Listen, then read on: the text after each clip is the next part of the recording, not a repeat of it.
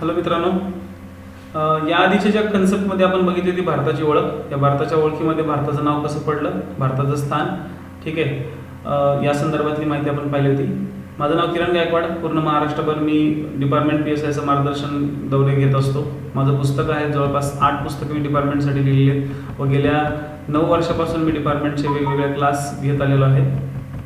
Department PSIमध्ये आज आपण पाहणार आहोत भारताच्या काही महत्त्वाच्या गोष्टी. ज्यातल्या सगळ्यात महत्त्वाची गोष्ट ही आहे की भारताचा जो काही रेखावृत्तीय व अक्षवृत्तीय जो फरक आहे, ठीक आहे, किंवा उत्तर दक्षिण आणि पूर्व पश्चिम जो फरक आहे तो 281 डिग्रीचा आहे. ओके, हे काय आणि सगळ्यात महत्त्वाचं लक्षात ठेवायचं.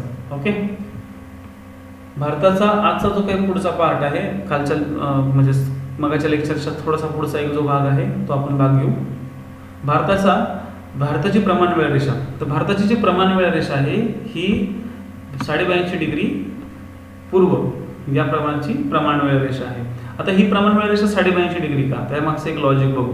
ते आपल्या भारताचा जो काही गुजरातचा गुहार मोठा जो आहे, हा गुहार मोठा आहे 68 डिग्रीवरती, आणि जे किबितू आहे अरुणाचल प्रदेशमधलं ते आहे 97 डिग्रीवरती. 68 डिग्री आणि 97 डिग्री यामधला फरक होतो 29 डिग्री. तर 29 डिग्रीच्या मध्यभागी, ठीक आहे, म्हणजे किंवा असं म्हणू की 29चा मध्य हा किती असतो, 14.5. तर 68 मध्ये 14.5 जर मिक्स केले तर ते बरोबर 82.5 डिग्री भरतात. किंवा 97 मधून जर 14.5 मायनस केले तर ते सुद्धा 82.5 डिग्री भरतात. म्हणजे याचा अर्थ काय, तर भारताचा जो काही रेखावृत्तीय विस्तार आहे, म्हणजे पूर्व ते पश्चिम हा जो काही विस्तार आहे, त्या विस्ताराचा त्यांनी मध्य काढला. 82.5 डिग्री हा मध्य आहे. आता हा जर मध्य आहे तर हा नक्की जातो कुठून. क्वेश्चन्स 3 प्रकारचे आले त्यावरती, की आपल्या भारताची प्रमाण वेळ रेषा किती. दुसरा प्रश्न असा विचारला आहे की हा जो काही मध्य आहे हा नक्की कुठून गेलेला आहे, कोणत्या शहरामधून गेलेला आहे. आणि तिसरा प्रश्न पडलेला आहे तो म्हणजे आपली प्रमाण वेळ रेषा जी काही ग्रेट ब्रिटनमधली जी मूळ प्रमाण वेळ रेषा आहे त्या प्रमाण वेळ रेषेपेक्षा किती पुढे आहे.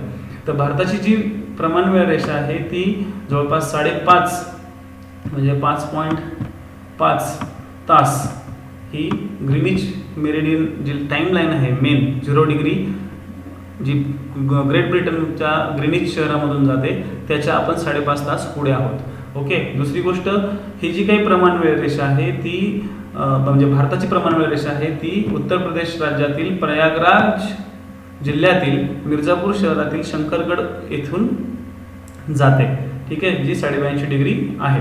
आता एक नवीन इन्फॉर्मेशन अशी की ही किती राज्यांमधून जाते. बऱ्याच लोकांना की कुठून जाते काय जाते हे माहिती आहे, परंतु किती राज्यांमधून जाते त्यामध्ये बरेचसे लोक मॅप रिडिंग करत नाही. इथं मॅप रिडिंगचा एक भाग बघू. ही जी लाईन आहे किंवा ही जी रेषा आहे ही UP, त्यानंतर MP, त्यानंतर छत्तीसगड, त्यानंतर ओरिसा व आंध्र प्रदेश ह्या 5 राज्यांमधून जाते. हे कायम लक्षात ठेवा मित्रांनो, खूप महत्त्वाचा भाग आहे हा. ओके, आता आपण बघू भारतातून जाणारं कर्कवृत्त. आता जे कर्कवृत्त आहे हे कर्कवृत्त म्हणजे काय, तर बघा पृथ्वीचा आज कल्ला आहे 23.5 डिग्री. या 23.5 डिग्री आज कल्ल्यामुळं सूर्याची लंबरूप किरणं या कर्कवृत्तापर्यंतच येऊन पोहोचतात. कर्कवृत्ताला एक ऐतिहासिक पार्श्वभूमी पण लाभलेली आहे की कर्कवृत्तापासून किंवा कर्कवृत्तावर ज्यावेळेस सूर्य येतो, ठीक आहे, तर त्याला एक वेगळं महत्त्व मानलं जातं. म्हणजे मकर संक्रांतीपासून तर सूर्यवरती येईपर्यंत आपल्या भारतामध्ये संक्रांत आली असं पण म्हटलं जातं किंवा उन्हाळा आला असंही म्हटलं जातं. ओके, तर हे जे काही कर्कवृत्त आहे ह्याची डिग्री आहे 23.5 डिग्री उत्तर. 23.5 डिग्री का, कारण की मी आता सांगितलं की सूर्याची किरणं या ठिकाणी लंबरूप पडतात. मग ही सूर्याची किरणं कधी लंबरूप पडतात, तर ही पडतात 21 जूनला. हे कायम लक्षात ठेवा. ओके, सूर्य ज्यावेळेस या भागावरती येतो त्यामुळं सूर्याच्या या लंबरूप किरणांमुळं या ठिकाणी लो प्रेशर बेल्ट येतो आणि ह्याच कारणामुळं या ठिकाणी मान्सूनचं आगमन होतं. म्हणजे ह्या कर्कवृत्ताला एक मान्सूनचं आगमन करणारं कर्कवृत्त म्हणून सुद्धा ओळखलं जातं. आता हे जातंय कुठून ते बघू. तर गुजरात, राजस्थान, MP, छत्तीसगड, झारखंड, पश्चिम बंगाल, त्रिपुरा आणि मिझोराम, ठीक आहे. जवळपास या 82.5 डिग्रीच्या पूर्वेकडे 4 राज्य आहेत आणि 82.5 डिग्रीच्या पश्चिमेकडे 4 राज्य आहेत. म्हणजे 8 राज्यांमधून ही जाते. ही छेदते कुठं, म्हणजे 82.5 डिग्रीला कर्कवृत्त छेदते कुठं, तर ते छत्तीसगडमध्ये छेदते. हे कायम लक्षात ठेवा. ओके, हे खूप आणि खूप महत्त्वाचं आहे. पुढच्या स्लाइड्समध्ये आपल्याला काही बेसिक इन्फॉर्मेशन बघायची, पण त्याआधी एक छोटीशी माहिती तर मी तुम्हाला सांगेल, ती अशी की भारताची काही परमस्थानं पण आहेत किंवा भारताची सर्वात उंच आणि सर्वात खोल असे पण काही स्थान आहेत, तर हे आपल्याला थोडेसे पाहिजे. भारताचे जे काही उत्तरेकडचं जे परमस्थान आहे त्याला दबदार असं म्हटलं जातं, जे जम्मू काश्मीरच्या उत्तरेकडे, परंतु हे आता पाकव्याप्त काश्मीरमध्ये गेलेलं आहे. मग आता भारतातल्या राजकीय भूमीतलं सर्वात उत्तरेकडचं भाग कोणता, तर ज्या ठिकाणी मी आता हा पॉईंट देतोय, ठीक आहे, K2च्या जवळ नावाची एक सियाचीन नदी आहे, म्हणजे एक हिमनदी आहे बघा, तुम्ही ऐकलं पण असेल भारत पाकिस्तानच्या रिलेशनमध्ये सियाचीन. तर ह्या सियाचीनच्या प्रदेशामध्ये सर्वात उत्तरेकडे एक भाग आहे, त्याला इंदिरा कोल म्हणतात. काय? इंदिरा कोल. इंदिरा कोल हा पॉइंट भारताचा सध्याच्या राजकीय क्षेत्रफळातला सर्वात उत्तरेकडचा भाग आहे. लक्षात घ्या, दबदार हा टोटल भारताचा जर विचार केला, म्हणजे पाकव्याप्त काश्मीरला जर आपल्या भारतात समाविष्ट केला तर आहे तो दबदार, ठीक आहे. तसंच दक्षिणेकडे कन्याकुमारी. जर आपल्या मुख्यभूमीचा विचार केला तरच आपण असं म्हणू की कन्याकुमारी हा आपल्या भारताचा दक्षिणेकडचा भाग आहे. परंतु सर्वात दक्षिणेकडचा जो भाग आहे, ठीक आहे, सर्वात दक्षिणेकडचा जो भाग आहे तो आहे इंदिरा पॉइंट, जो आहे लिटल निकोबार किंवा लिटल निकोबारच्या दक्षिणेकडे असलेला ग्रेट निकोबार नावाचा एक बेट आहे, त्या ग्रेट निकोबारवरती इंदिरा पॉइंट हा भाग आहे. इंदिरा पॉइंटची जी डिग्री आहे ती 6°45' आहे. ओके, सर्वात दक्षिणेकडचा भाग तो आपला मानला जातो, ठीक आहे. त्याचबरोबर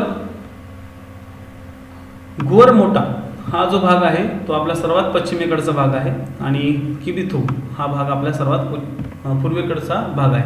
किबिथूच्या जवळ एक लोहित नावाची नदी गेलेली आहे. लोहित ही नदी आपल्या भारतातील सर्वात पूर्वेकडची नदी मानली जाते. ओके, तर ह्या झाल्या काही बेसिक संकल्पना ज्या प्रमाणवेळ रेषा आणि कर्कवृत्त संदर्भातल्या होत्या. पुढच्या स्लाइड्समध्ये, ठीक आहे, पुढच्या स्लाइडमध्ये आपल्याला भारतातल्या काही महत्त्वाच्या काही अक्षवृत्त गेलेले आहेत, ते अक्षवृत्त आपल्याला पाहिजे. त्यातलं सगळ्यात महत्त्वाचं पहिलं अक्षवृत्त मी तुम्हाला मगाशीच सांगितलं, 6°45' जे इंदिरा पॉइंट म्हणून ओळखलं जातं. त्यानंतर 8° हा मालदीव आणि लक्षद्वीप. लक्षद्वीप हे भारताचं आहे. मालदीव आणि लक्षद्वीप म्हणजे काय, भारत. म्हणजे असं समजा की मालदीव आणि भारत यांच्यात या दोन देशांमधलं हे एक अक्षवृत्त आहे, ठीक आहे. त्यानंतर 9° हे लक्षद्वीपमधले काही दोन गट आहेत, म्हणजे मिनिकॉय आणि कॅननॉर नावाच्या दोन बेटांमधून ही अक्षवृत्त जाते. तर 10° जे काही अक्षवृत्त गेलेलं आहे, 10° उत्तर, ही अक्षवृत्त अंदमान आणि निकोबार या दोन बेटांमधून गेलेली आहे, ठीक आहे. आता थोडासा क्षेत्रफळाचा पण एक अभ्यास करूया. तर भारताचं जे क्षेत्रफळ आहे ते आहे 32,87,263 चौरस किलोमीटर. जगामध्ये भारताचं जे काही क्षेत्रफळ ज्या भारताने व्यापलेलं आहे जगामध्ये ते आहे 2.4. जगात भारताचा 7वा क्रमांक आहे. सर्वात मोठा देश रशिया. ओके, रशियानंतर बरेचसे देश आहेत, तर भारत हा जगात 7वा देश आहे. हे तुम्ही सविस्तर जे काय फॅक्च्युअल डाटा आहे तुम्हाला मी लवकरच नोट्स पाठवत आहे ग्रुपवरती आपल्या, त्या ग्रुपमधून तुम्ही वाचून घ्या, ठीक आहे. आशियामध्ये जर विचार केला तर तिसरा क्षेत्रफळाच्या दृष्टीने भारत आहे. व दक्षिण आशियात जर विचार केला, म्हणजे त्याला आपण द्वीपकल्प म्हणू किंवा उपखंड म्हणू, दक्षिण आशिया म्हणू, तर दक्षिण आशियामध्ये तो क्षेत्रफळाने सर्वात पहिला देश आहे. भारताच्या आतापर्यंत 2 फाळण्या झाल्यात. पहिली फाळणी झाली 1935ला, ज्यातून म्यानमार तयार झाला. तर दुसरी फाळणी झाली 1947ला, ज्यातून पूर्व पाकिस्तान व पश्चिम पाकिस्तान असे 2 देश तयार झाले. ओके, ह्या गोष्टी काही महत्त्वाच्या लक्षात ठेवण्याचा प्रयत्न करावा. यावरती आधारित आलेले काही क्वेश्चन बघू. भारताची प्रमाणवेळ कोणत्या रेखावृत्तावर निश्चित केली गेलेली आहे ते आताच आपण बघितलं. तर इथं 2 ऑप्शन खूप महत्त्वाचे आहेत. या ठिकाणी तुम्हाला पूर्व आणि पश्चिममध्ये कन्फ्यूज करतात. मी मगाशी सांगितलं होतं की 0°च्या पूर्वेकडे भारताचं स्थान आहे, ठीक आहे. त्यामुळं भारत हा पूर्व गोलार्धात येतो, भारत हा पश्चिम गोलार्धात येत नाही. त्यामुळे ऑप्शन नंबर 1 इथं येणार नाही. भारताची प्रमाणवेळ रेषा कोणत्या रेखावृत्तावर निश्चित केली गेली आहे, तर 82.5° पूर्व. भारतीय प्रमाणवेळ आणि ग्रीनिच प्रमाणवेळ यांच्यात अंतर काय आहे, तर ते आहे 5.5 तास. मगाशी या संदर्भातलीच मी तुम्हाला माहिती सांगितली होती. ठीक आहे मित्रांनो, लवकरात लवकर आपण याबद्दल माहिती पाहूया.